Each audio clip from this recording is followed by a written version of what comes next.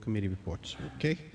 That will move us right back to Article 25, leaf blowers. So I'm going to summarize so we remember where we were, and maybe we can forestall some extra debate. The pro-leaf blower, or the pro-ban people tell us they're noisy, they disturb the peace, they blow all sorts of nasty stuff around, that they are unnecessary, and we can use rakes. We should leave the leaf blowers and let us use them. People say that they are, if you use a leaf blower, you actually are on there for less time. You have a landscaper or yard person do your lawn. It takes them less time. They're going to charge you less money. If they don't have a leaf blower, you're going to pay more money for it. And we have noise ordinances that can amply take care of the leaf blower with the decibels and the times, and they also feel that it's something that we shouldn't be spending our time on, and we should be moving on to other things. So if that's being said, the next person would be a Mr. Radosha, who has a amended article for us. Mr. Radosha.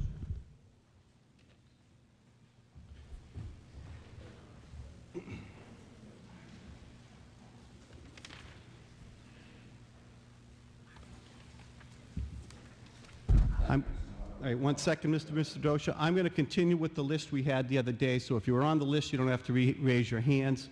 Okay, Mr. Radosha, go ahead. Bob Radosha, Precinct 11. I left a copy of this what I was suggesting the change to, and that is basically to prohibit the use between May 15th and October 15th. Now, this is an attempt to compromise between those that are adamantly opposed and those that are adamantly against, and so forth, and somewhere in between. I've talked to many people in the recent days, particularly over the weekend, Mother's Day, and at the supermarket and everybody else. There are all kinds of opinions on this. Everybody has a position and a stance on it. And I come to the conclusion that it's not really about noise or petroleum pollutants. Leaf blowers are not necessarily any louder or discharge any more pollutants than weed whackers, chainsaws, lawnmowers, or a neighborhood teenager with a boombox or a garage band.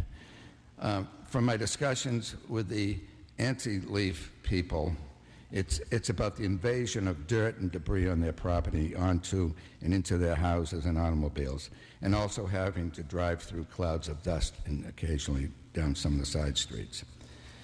And the other part of it is that those that are for the leaf blowers tend not to be home when the landscapers come to do it. Those on the other side of it are home and have to endure the harassment and invasion that takes place. And again, I'm saying it's not about anything other than the dirt and debris that comes onto your property. Okay. And a leaf blower, by definition, is about blowing leaves and gathering leaves. But it has become a reverse vacuum cleaner used to blow the dirt and debris around. I prefer a noisy vacuum cleaner.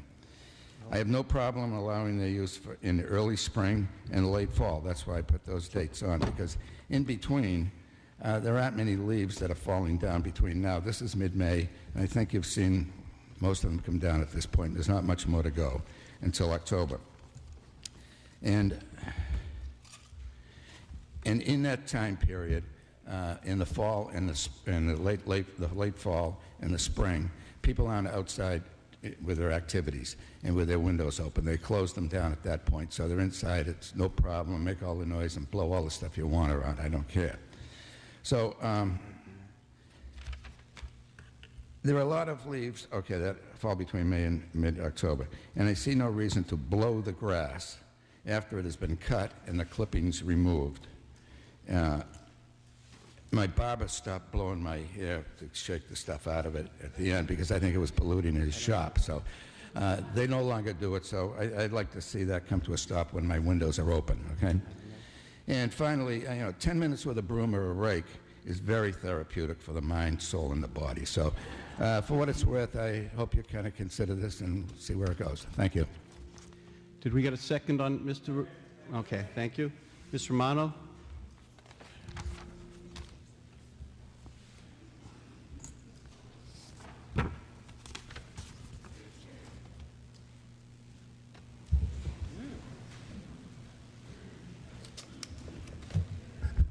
Maria Romano, Precinct 7. Article 25 and the substitute motions are unfortunately extremism at its worst. Fact, Board of Selectmen voted no action to this article this year. A fact, town meeting in 2008 voted no action on the same article that was presented then. I ask that once again this legislative body votes no to the substitute motions and no to Article 25. Last Wednesday, May 9th, we started discussing the article. 3 fairly intelligent people got up before us, one being Carol Ban, the author of both the substitute motion and Article 25. To say quite simply they tried to scare the living daylights out of all of us is an understatement. Pesticides, lead paint, dog poop, all going into the air and into your homes. If we listened to all they said, then the town of Arlington truly needs to close down, get a hold of Erin Brockovich, the crusader against pollutants, so our contaminated, pesticide-infested, poop-laden town can get cleaned up. I think it's a little overkill. Ms. Ban, you have avenues to go to. The EPA, the Health Department, town officials, all supporting noise containment laws. If someone is not following any law, then please pursue action through those avenues. See, I believe that you don't like or want any noise to interrupt your day. And more importantly, you just don't like landscapers who use leaf blowers in the spring, summer, or fall. Let's get some of the facts out there for all of us. 1, pesticides were banned in 1978, 30 years ago. 2, landscapers mow your lawn, then 90% of that stuff you're scaring people about is actually sucked up by the lawnmower that's bagged and taken away. So actually, if you want to look at it, the landscapers are helping you clean up the lawn safely. 3, after mowing, landscapers do trim. They blow the clippings of grass off driveways and walkways. If your street in front of your home has a buildup of sand, dirt, cigarette butts, lottery tickets, whatever, then you as a property owner should take the initiative to clean it. Ask your neighbor nicely, always nicely, to also keep up with the light sweeping. So when their landscaper does their job, he is truly blowing for under 5 minutes the clippings of the grass and light clean soil from the property to leave the walkways and driveway neat and clean. There are solutions, Carol. Any property owner can also ask their landscaper to sweep and pick up debris in the street if the homeowner isn't capable of doing it for age or disability. And they can do that before mowing the lawn. There will be an additional charge, but it is an option. Then let the mowing ritual begin, which, by the way, from start to finish, lasts no more than 15 minutes. See, in my neighborhood, we like to help the town workers by sweeping the street in front of our homes. This common sense procedure will also be used when fallen leaves have to be cleaned away. Fallen leaves are just sitting on lawns and in shrub beds, so the fear of moving those dangerous pesticides, dog poop, and lead paint chips into homes and on windowsills is nil to nothing. In fact, many landscapers do rake around the beds first and then blow. It's time efficient. 2 people are generally doing the leaf removal. One rakes, the other blows, goes into a drop cloth, and then it's put in their truck. It's called efficiency. Fact 4, lead paint issue. Any home having work done outside or inside must hire a certified lead abatement contractor to do the work. The EPA requires containment at all times. So if you see work being done and paint chips and or dust not contained or removed every workday, go to the neighbor. First try to nicely discuss the issue, and if that doesn't work, then go to the proper authorities and ask that containment be done.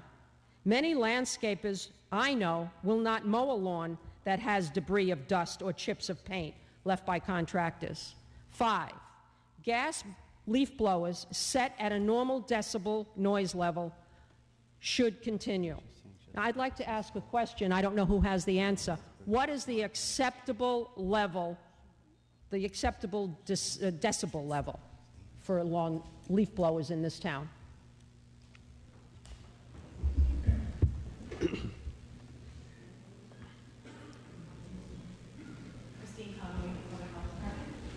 would be 85 decibels. 85. Okay, well, that was misrepresented the other night. Then that is what the landscapers need to follow by law. Simple. And I think most of them are. If they're not, then it has to be brought to their attention and taken care of. We have a noise ordinance in place. I have another question. What is the Health Commission's opinion on this issue as presented by Carol Ban? Do you have an opinion? Christine Connolly, Health and Human Services. I oversee the Board of Health and the Health Department. The Board of Health did not vote or did not take this up in a public hearing because it was a no action vote by the selectmen, as well as basically the selectmen. I will say, though, however, if the Board of Health felt that leaf blowers were a public health threat, they obviously would take this up and follow this issue and enact regulations through the board. Thank you very much. 6, monetary hardships will exist. Businesses will lose customers because labor rates by landscapers will definitely go up. And families who truly can't mow their lawn for a variety of reasons will have to pay more for their mowing. And that's a hardship in this economic time that we're facing. Please don't impose your choices on others. It is your choice to do things and how you live. It is not your right to tell others how to live and what choices to make. These are all very clear choices within the law. You electric mow your lawn. Many use gas mowers. Some hand trim. Many use electric or gas trimmers. Some love to shovel. Some use snow blowers. All choices within the law, done at proper times set by state and town ordinances. This is America, land of the free and home of the gas blowers, snow blowers, and construction compressors. See, the goal is really not to irritate you, but to make the job get done quicker and cost effective. This is a slippery slope we have here. Are you going to ban roofers and carpenters from using compressors to nail their roof or frame out that addition? I would not like to be next door to your home and have my construction crew there from 8 to 4, Monday through Friday, so your neighbor gets that wonderful kitchen, that bath or addition they dreamed of. You'd probably put a stop to it. And it's against the law for you to put a stop to it because I'm within legal right to do so. See, Arlington is a wonderful community, densely populated, houses close to each other. That is the reality of our town. You can't tell people how to live, and I mean this with all my heart. If you're not happy here, perhaps you need to move to the country where it is quiet. It's an option you have. This discussion is very serious. Our job here tonight is to legislate for the majority. No matter what article or change is presented, it should never be passed because of a special interest group. There is no place for that in these chambers. Our special interest needs always to be what is best for the majority of the residents and the business owners.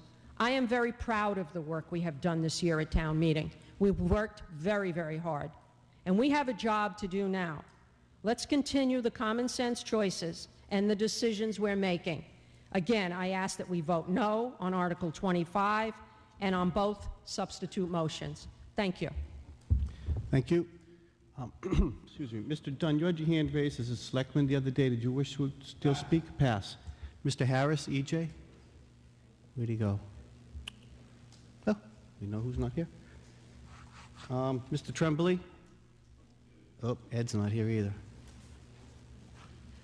Mr. Kaplan? Yep, Bill. Yeah.